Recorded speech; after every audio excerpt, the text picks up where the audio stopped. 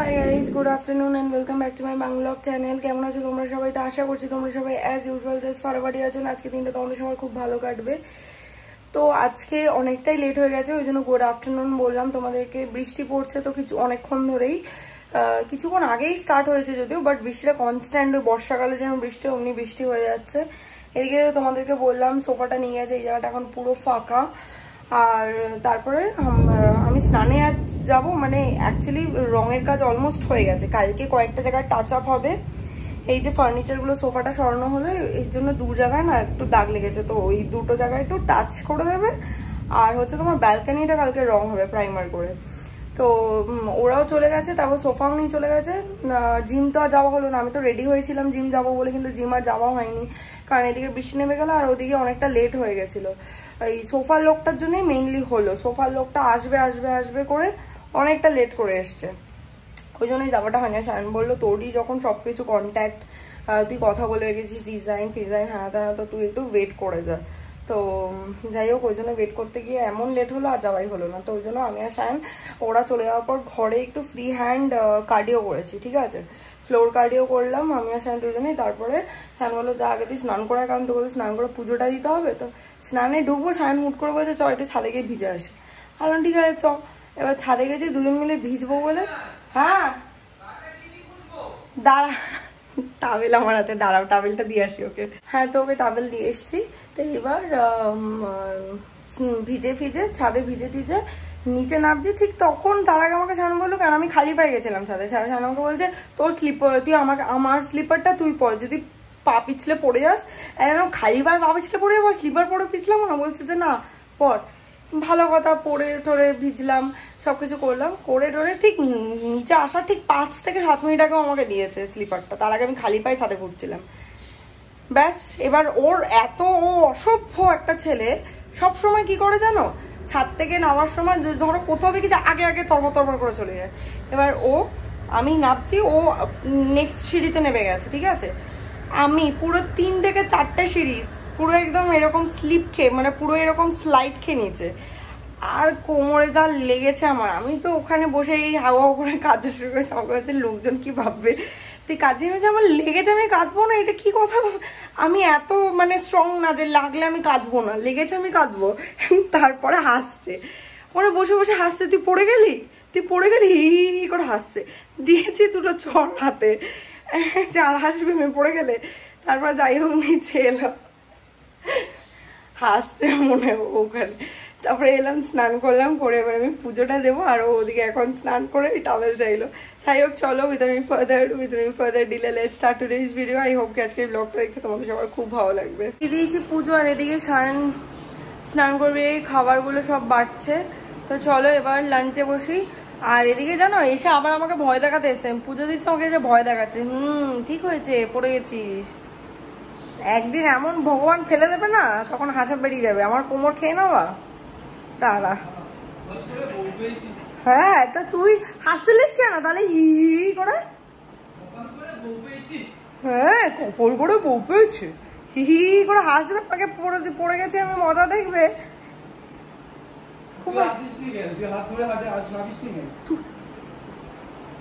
সবাই পুজো দিয়ে এলাম। হ্যাঁ মিথ্যে কথা বলিস না, কার হাত ধরে না, আগের দিনও তুই না নেমে যাচ্ছিলি, আমি তোকে বললাম সেখানে একসাথে নামতে পারিস তো, সবসময় আগে আগে নেমে যাস। সব সময় এরকম করে, ও আগে আগে নেবে, খুব তরবরানি শরীরের মধ্যে। তো আজকে লাঞ্চের মেনুতে রয়েছে রাইস, তারপরে পেঁপে সেদ্ধ, মুসুরির ডাল, এখানে বাঁধাকপি আলুর তরকারি, এখানে পাবদা মাছের ঝাল, ফল, আর এখানে রয়েছে চাটনি। সন্ধ্যাবেলা এখন রেডি হয়ে বেরোচ্ছি, যাচ্ছি কোথায়, এখন একটু চা খেতে যাবো। চা খেয়ে বাড়ি যাবো রাতের দিকে, মানে ধরো ওই 8টা-5টার দিকে হয়তো কোথাও যেতে পারি খেতে, সেটা এখন অবধি ঠিক নেই। তাহলে আজকে আবার ফাইনালস। তো দেখা যাক এমনই কোথাও যাবো যেখানে কিনা স্ক্রিন থাকবে, বিগ স্ক্রিন থাকবে, খেলা দেখতেও পারবো প্লাস ডিনারও করতে পারবো। কোথায় যাই এবার। অনেকদিন পর আজকে লক্ষ্মীতে এসেছিলাম, চা খেলাম, চা খাওয়া হয়ে গেছে। সায়ন এখন গেছে টাকা পেমেন্ট করতে চায়ের। তো এবার যাবো, বাড়ি যাবো। তারপরে যদি বৃষ্টি না পড়ে তাহলে রাত্রেবেলা খেতে যাবো, না হলে এখান থেকে যারা টুকটাক রুটি দরকার নিয়ে বাড়িতেই খেয়ে নেবো। আর বাড়িতে ম্যাচটাও দেখবো, ফাইনাল ইন্ডিয়া সাউথ আফ্রিকা। চলে এসেছি বাড়িতে, একটু আস্তে আস্তে হাঁটতে হচ্ছে। আর যেহেতু মানে যদি খেতে যাই সেই জন্য হিল পড়েছে আছে, অন্য সময় তো স্লিপার পরি ফ্ল্যাট, একটু কষ্টই হচ্ছে আমার হাঁটতে, ওই জন্য আজ আর স্কুটিও আনিনি, শাইনি ছেড়ে দিল আমাকে। যাই হোক চলো ভেতরে যাই। এসে আমরা সাউথ সিটি বাড়িতে বেরোনোর সময় ব্লক করিনি, কারণ তাড়াহুড়ো করে বেরিয়েছে, এমনি তো হাঁটতে কষ্ট হচ্ছে, এই নিয়ে আজ আমরা ঘুরতে এসেছি। কোমরে একটা আলু হয়ে গেছে, আস্ত আলু আমার। ভাগ্য ভালো যে মানে কি বলবো 3-4টে সিঁড়ি পড়েছিস, লাইনের ওপর থেকে নিচে সার্ফ করতি, তাহলে হয়ে যেত আজকে ওই হাম আপকে হেকনের ভাবির কেস। সবাই এখানে দাঁড়িয়ে আছে, দেখো কতজন জাস্ট দাঁড়িয়ে এখানে খেলা দেখছে। ও আর বিরাট ব্যাটিং হচ্ছে নাকি, সবাই মারলে।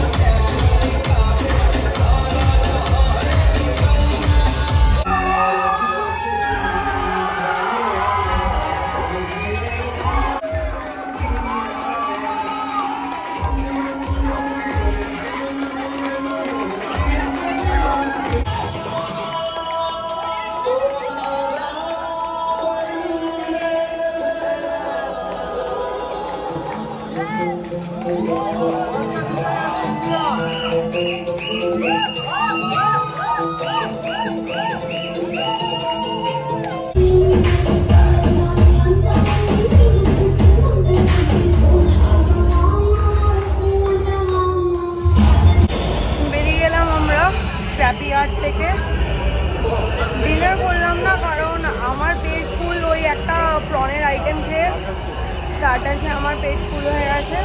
আর বাড়িতেও চা বিস্কিট খেয়েছিলাম, আর বিকেলবেলা যেহেতু ওই দুধ চা খেয়েছিলাম না, দুধ চা খেলে আমার হালকা অ্যাসিডিটি হয়। আর অনেকদিন বাদে, হ্যাঁ আমি প্রায় 5-6 মাসের উপর মানে বাদে খেলাম আর কি। দেখ সোচের শাড়িটা দেখ, সোচেরটাও দেখ আর পানেরটাও দেখ, দারুণ লাগছে। অনেকগুলো শাড়ি আছে, কোন শাড়ি? পানেরা ওই 3টা। এদের কাছে ভালো ভালো কালেকশন।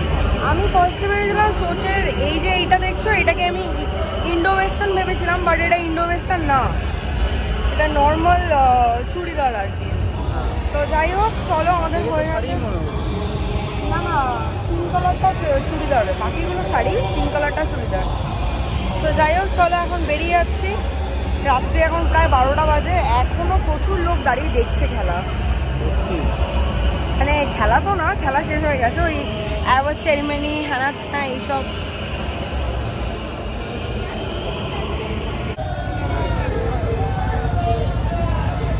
আরে কি খবর?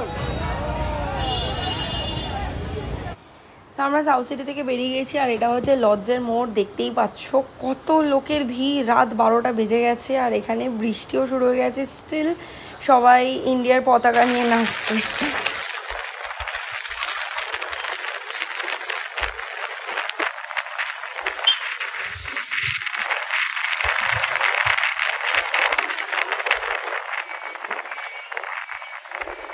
পৌঁছে গেছি আমরা ফ্ল্যাটে, এবার ওপরে যাবো, গিয়ে মাছ ভাজবো আর পোচ করবো, তারপর ডিনার করে নেবো দুজনে, তাই তো। ভেবেছিলাম বাড়িতে রুটি তরকা ফরকা নেবো, কিন্তু বৃষ্টি পড়ছে বলে আর নিলাম না। তার থেকে বড় কথা রাত্রে খাই অল্প, কত কিছু খেয়ে।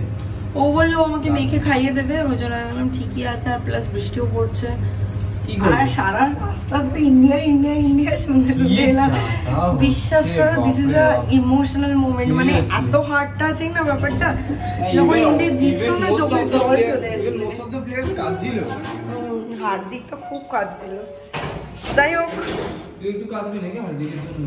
না, হার্দিকের জন্য কেন কাঁদতে যাবো? এখানে মানে বিরাট কাঁদলে আমি ভেবে দেখতাম, বা ধোনি কাঁদলে আমি ভেবে দেখতাম। কাজ ধোনি থাকতো রে, সত্যি কি বলবো বুঝতে পারছি না, মনটা পুরো ভেঙে গেল, পুরো খারাপ হয়ে গেল।